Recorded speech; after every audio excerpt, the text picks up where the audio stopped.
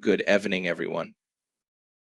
Ladies, let me share a truth that many of us need to hear, but few dare to embrace. The world doesn't reward the nice girl, it rewards the woman who knows her worth, who establishes boundaries, and who prioritizes her own growth over pleasing others.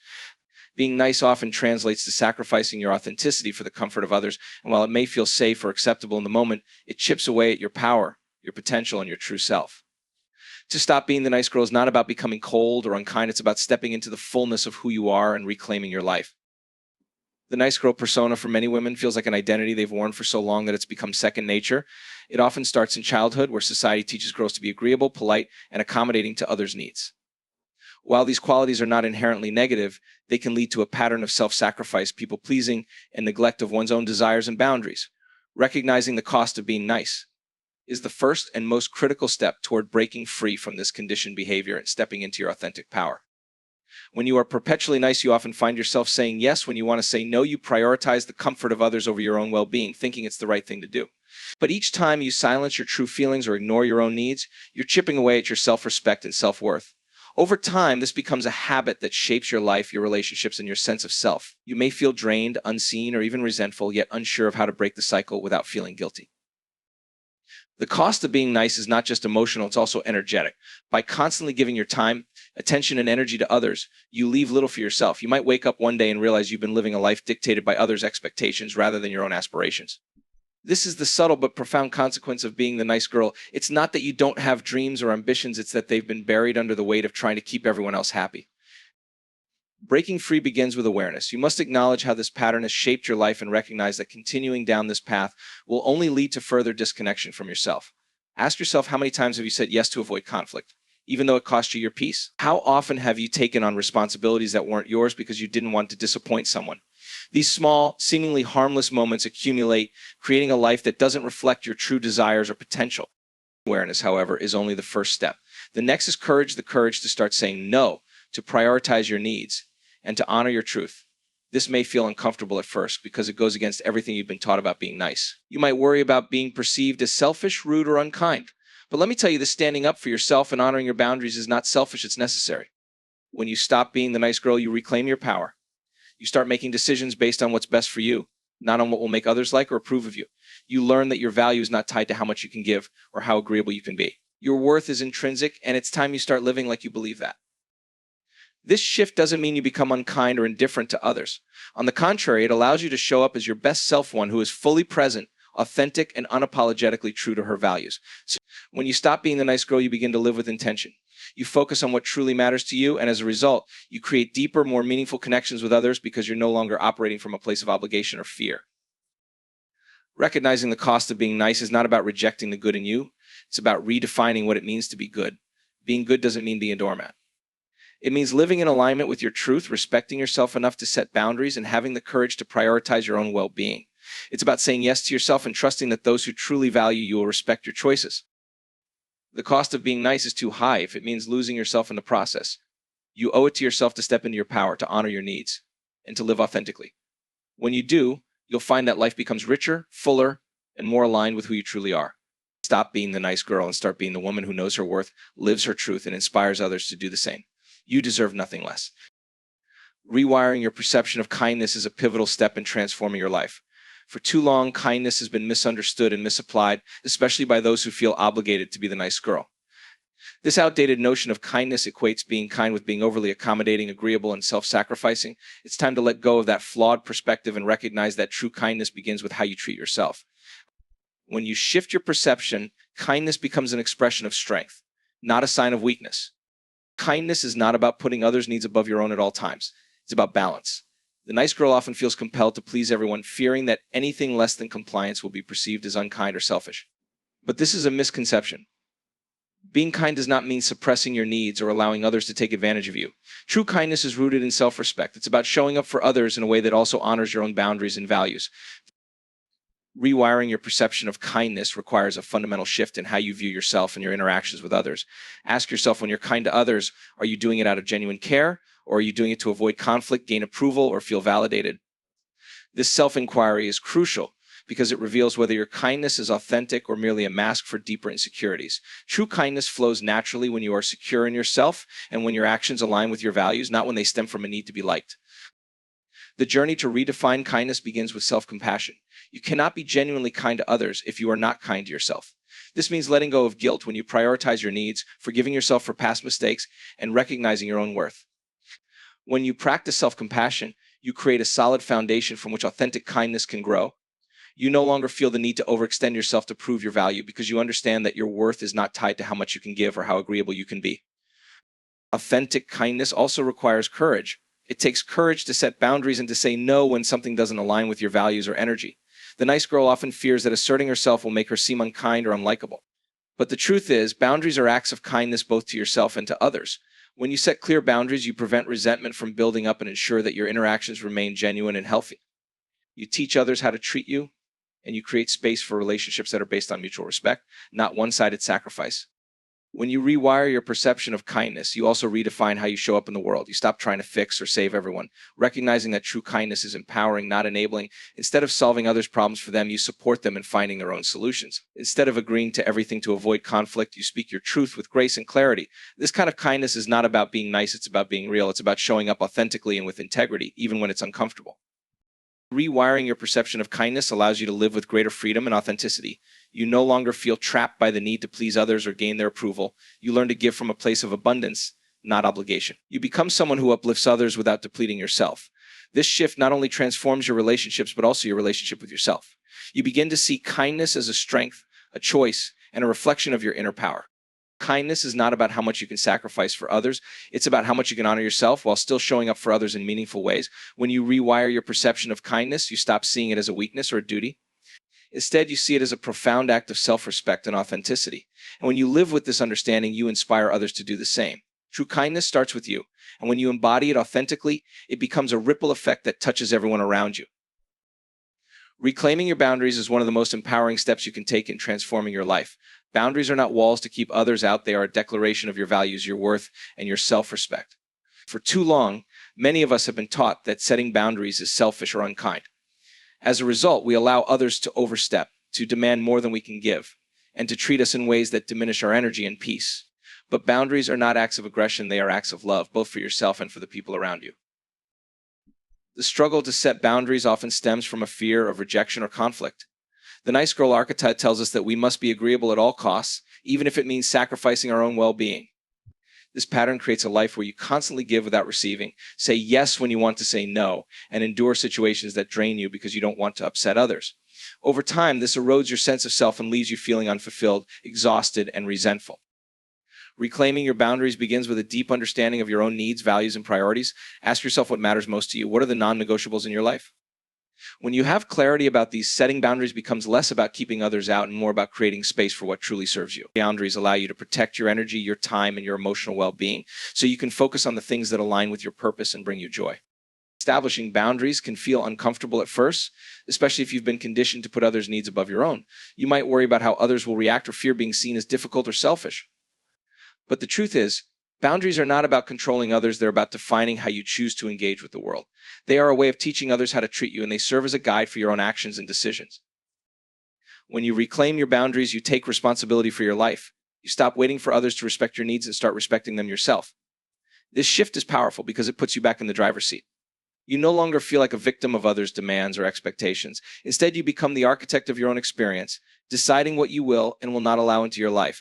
This sense of agency is transformative, and it empowers you to live with greater confidence and authenticity. Reclaiming your boundaries also requires you to let go of guilt. It's common to feel guilty when you start setting boundaries, especially if you're used to being the one who always says yes. But guilt is often a sign that you're stepping outside of old, limiting patterns. Instead of seeing guilt as a negative, recognize it as a sign of growth. Each time you set a boundary, you're reinforcing your self-worth and creating a life that aligns with your values. Over time, the guilt will fade and you'll feel a deep sense of liberation and self-respect. Boundaries are not about rejecting others, they're about honoring yourself. When you set boundaries, you create healthier, more balanced relationships. You give others the opportunity to understand your needs and to show up for you in a more meaningful way. Those who respect your boundaries are the people who truly value you, while those who resist may not have your best interests at heart. This clarity is a gift because it helps you surround yourself with relationships that are built on mutual respect and understanding. Reclaiming your boundaries is an act of self-love. It's a way of saying to yourself, I matter, my needs matter, my time matters. It's a commitment to living authentically and unapologetically. When you honor your boundaries, you honor your boundaries, you honor your worth. And as you do, you inspire others to do the same. You show them that it's possible to live with integrity, to respect oneself, and to create a life that is aligned with one's deepest values. The power of boundaries lies not just in what they keep out, but in what they make room for. By reclaiming your boundaries, you create space for growth, joy, and purpose. You free yourself from the weight of others' expectations and open the door to a life that reflects your true self. Boundaries are not limitations, they are the foundation of your freedom. Embrace them and watch your life transform. Learning to say no with conviction is one of the most liberating skills you can develop. For too long, the idea of saying no has been associated with rejection, selfishness, or conflict. Many people, especially those conditioned to be nice, fear that a no will disappoint others or strain relationships. But the reality is that saying no is an essential act of self-respect. It's a way of taking control of your life, protecting your time and energy, and staying true to your values. When you master the art of saying no with conviction, you transform not only how you interact with others, but also how you see yourself. The challenge with saying no often lies in the underlying fear of judgment or rejection. You might worry that turning someone down will make them think less of you or lead to conflict. This fear stems from a deep-seated need for approval, a desire to be liked, and a reluctance to create discomfort. But the truth is, every time you say yes to something that doesn't align with your priorities or values, you are, in essence, saying no to yourself. You are giving away pieces of your time, energy, and integrity to meet others' expectations, often at the expense of your own well-being. To say no with conviction, you must first understand your own boundaries and priorities. Clarity is key. When you are clear about what matters most to you, it becomes easier to recognize when a request or opportunity is not aligned with your goals or values. This clarity gives you the confidence to say no without hesitation or guilt. You realize that your time and energy are finite resources and that it's your responsibility to use them wisely. Saying no is not about being dismissive or unkind, it's about being intentional. It's about recognizing that every yes carries a cost and that you cannot be everything to everyone. When you say no, you are not rejecting the person making the request. You are simply choosing to honor your own needs and commitments. This distinction is important because it reframes saying no as an act of self-care rather than an act of defiance. The way you say no also matters. A firm but polite no conveys respect for both yourself and the other person. You don't need to over-explain or justify your decision. A simple and direct response such as "I appreciate the opportunity, but I can't commit to this right now" is often enough. When you deliver your no with confidence and kindness, you set a tone of respect and clarity that others are more likely to appreciate. At first, saying no may feel uncomfortable, especially if you're used to being overly accommodating. You might experience guilt or worry about how others will react.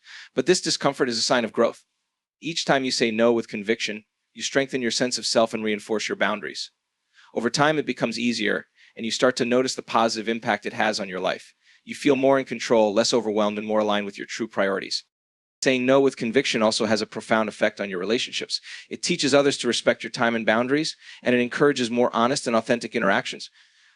The people who truly value you will understand and respect your no, while those who don't may fall away. This process helps you build relationships that are based on mutual respect and alignment rather than obligation or convenience.